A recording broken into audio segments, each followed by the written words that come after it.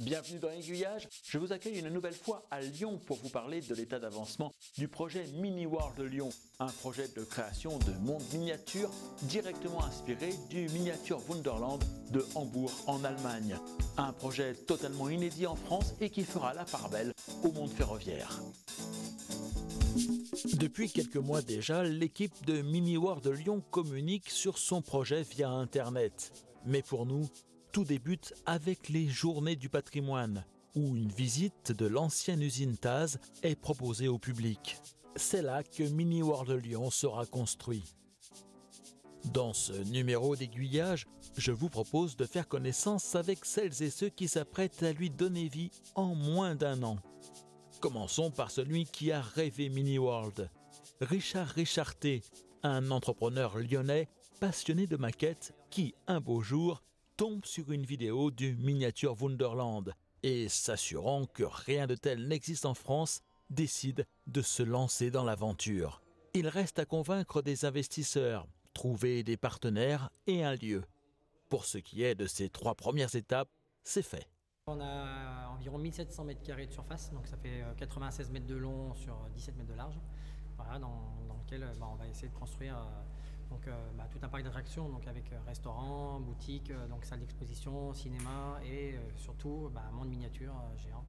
Vous étiez déjà à l'origine un passionné de train, de maquettes ou, Pas de train, de maquettes. De tout petit, j'en ai fait des dizaines, voire des centaines. Je faisais des maquettes d'avions, de chasse, des mirages et de bateaux de guerre. Donc j'ai commencé par faire des maquettes, enfin j'en avais des dizaines de partout. Et donc je faisais des maquettes de maisons que j'exposais sur mes étagères chez moi. Une maquette qui n'a pas de vie, donc a moins d'intérêt qu'une maquette qui vit. Donc dans la vraie vie tout bouge, donc il faut essayer que dans la miniature ça bouge aussi. Et à Wunderland, ce qui est choquant, c'est que même si le train pour des gens qui ne sont pas du ferroviaire est moins important, mais par contre s'il n'y est pas, je pense que ça manquerait, c'est capital. Donc en Allemagne vous avez des trains qui bougent dans tous les sens. Donc vous regardez une scène de vie et en fait derrière, en arrière-plan, vous avez donc ces trains sur 2, 3, 4 niveaux. Donc les voitures qui avancent toutes seules avec le système car Foller. Donc voilà, ce qui permet de s'immerger dans le monde et d'avoir envie de rétrécir et de rentrer dedans. Et s'immerger totalement dans ce monde virtuel, quelques privilégiés vont pouvoir le faire. Ce sont les citoyens de Mini World. Pour se faire connaître, les promoteurs de Mini World ont décidé de faire appel au financement participatif à hauteur de 1% du budget total de l'opération. 30 000 € sur les 3 millions du budget global ont ainsi été réunis.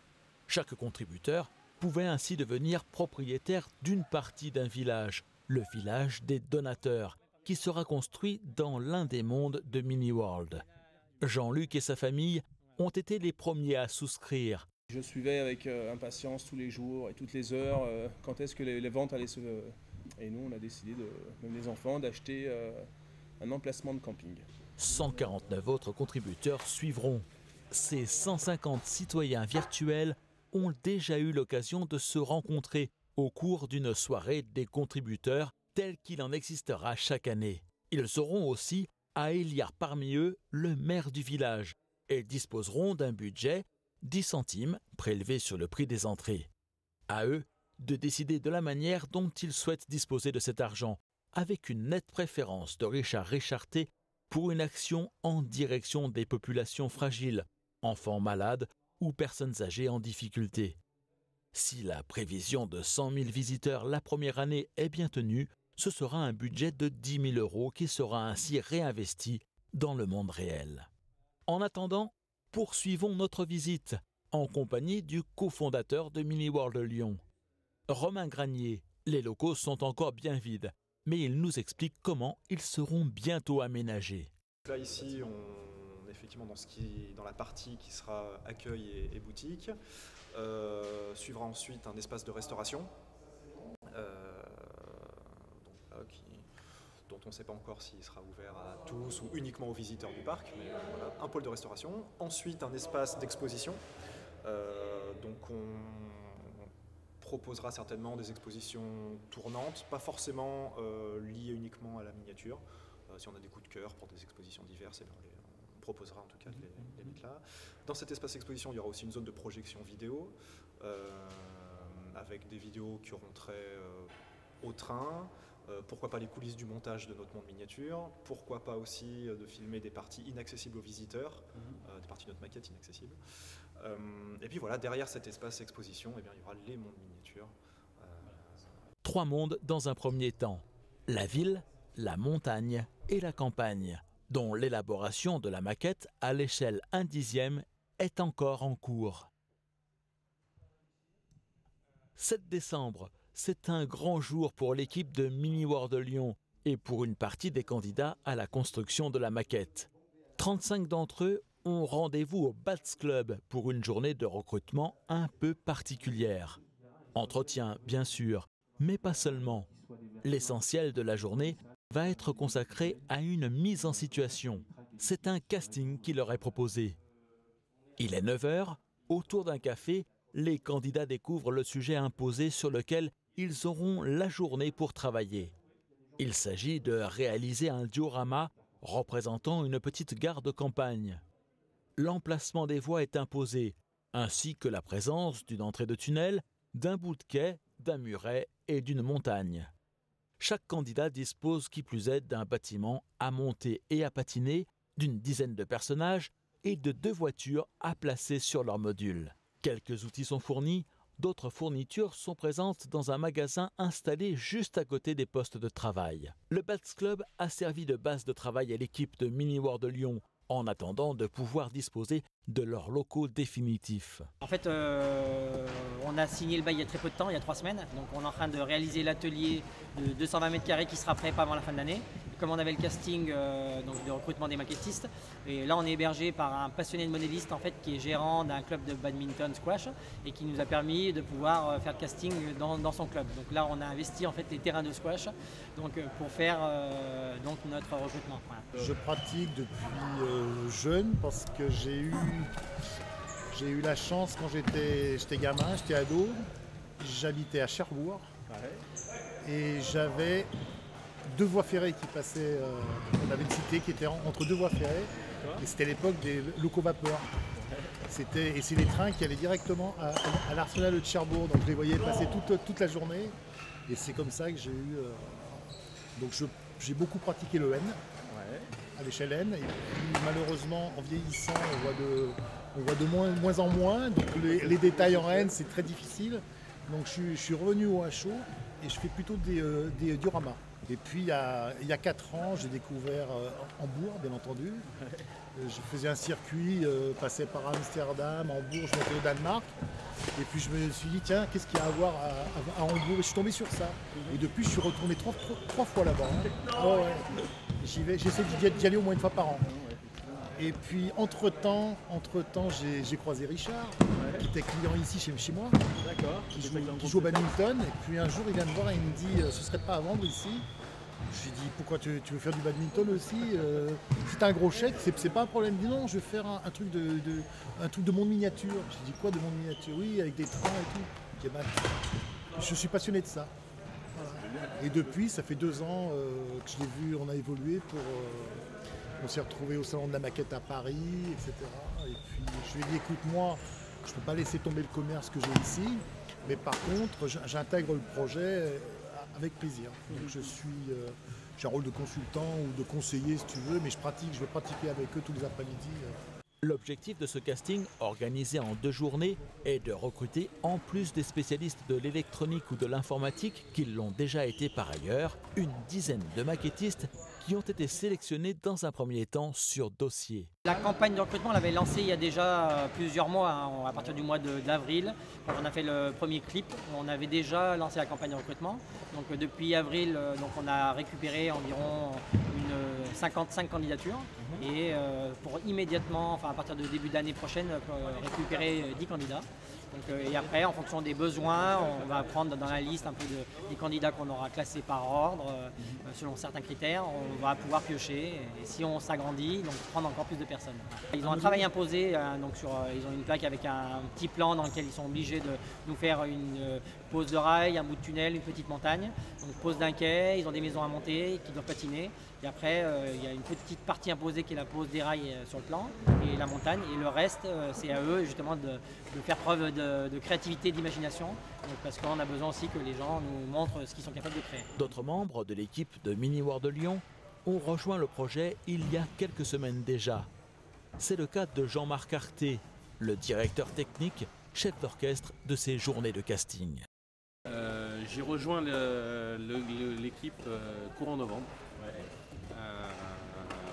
J'avais entendu parler du projet et j'ai tout de suite. J'avais eu un projet de ce type moi il y a à peu près 3 ans et donc j'ai décidé de plaquer mon job un peu doré, ma petite prison dorée pour venir rejoindre à des conditions salariales complètement délirantes ce projet.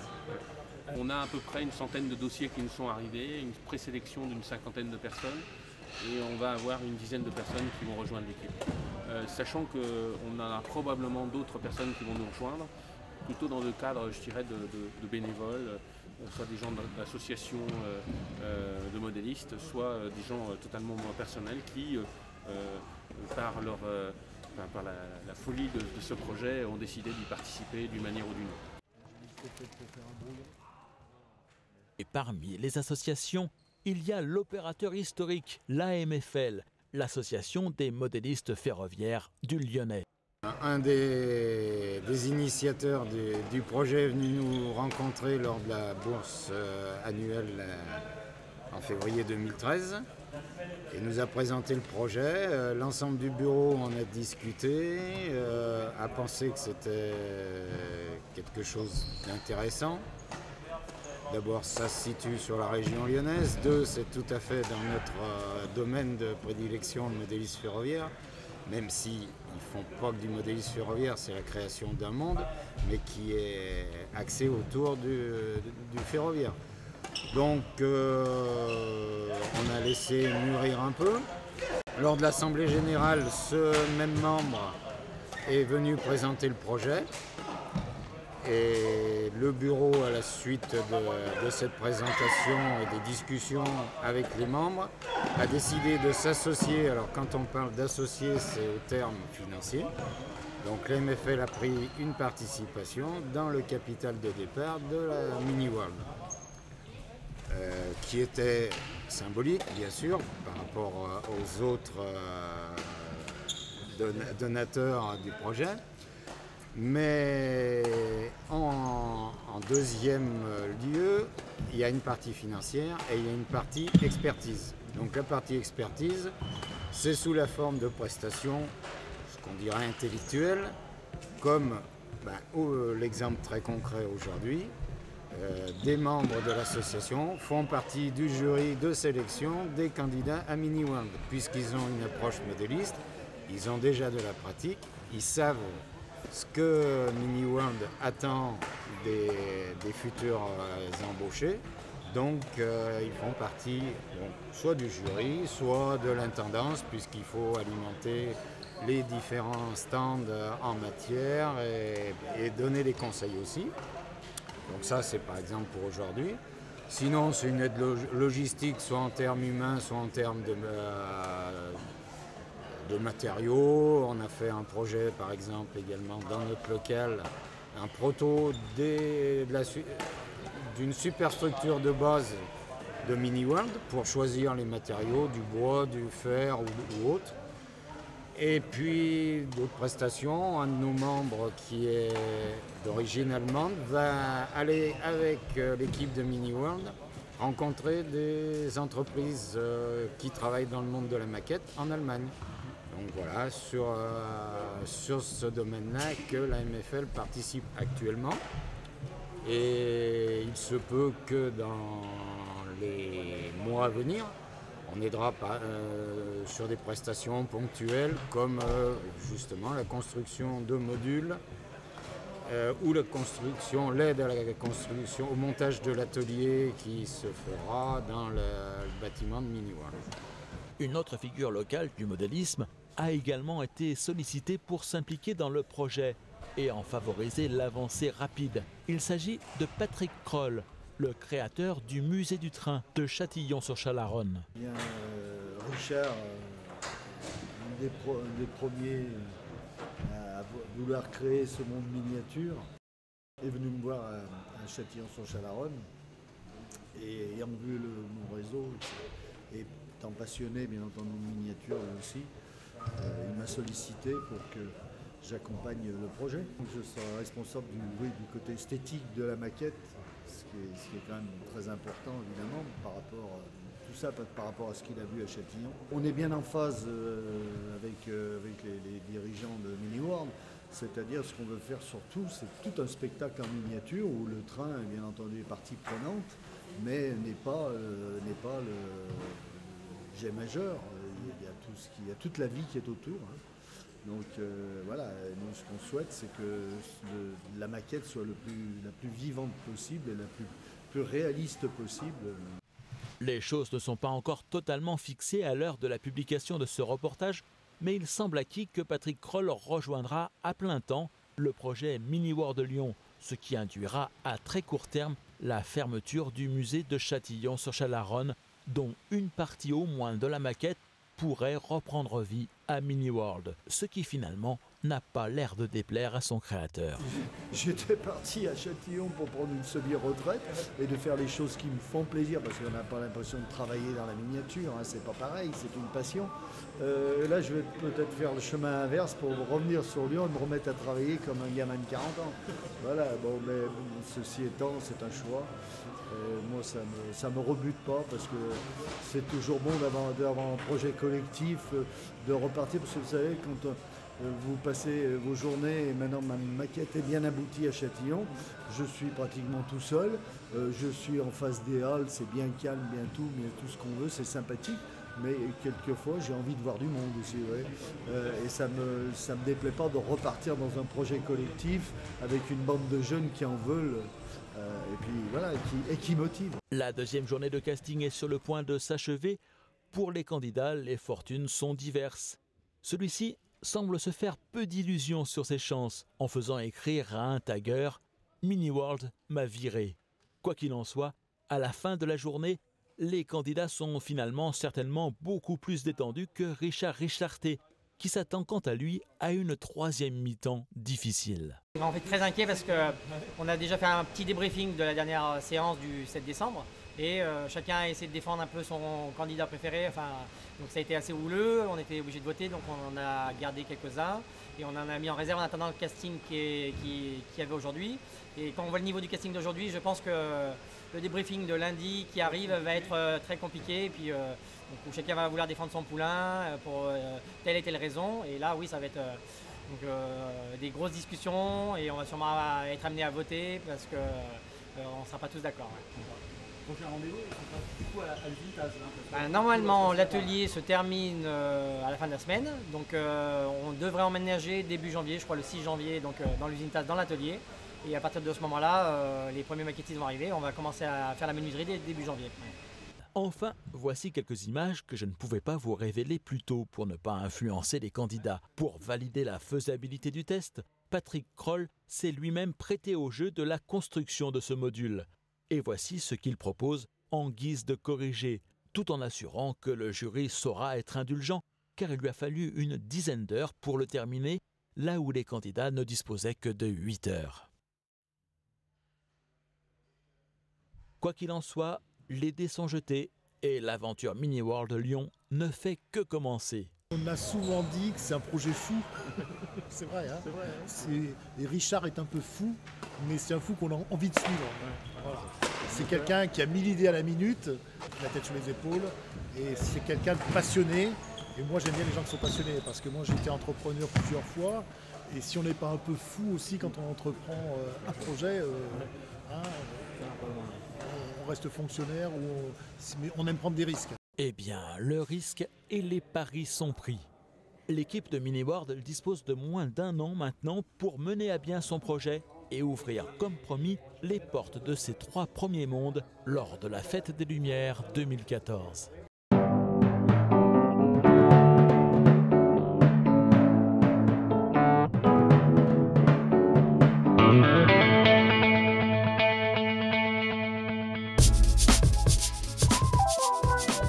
La semaine prochaine dans Aiguillage, je vous emmènerai à Meursault en Bourgogne où s'est déroulée la nouvelle édition de la Fête du Train au Pays des Grands Noms, une exposition de modélisme ferroviaire qui cette année encore s'est révélée être un grand cru.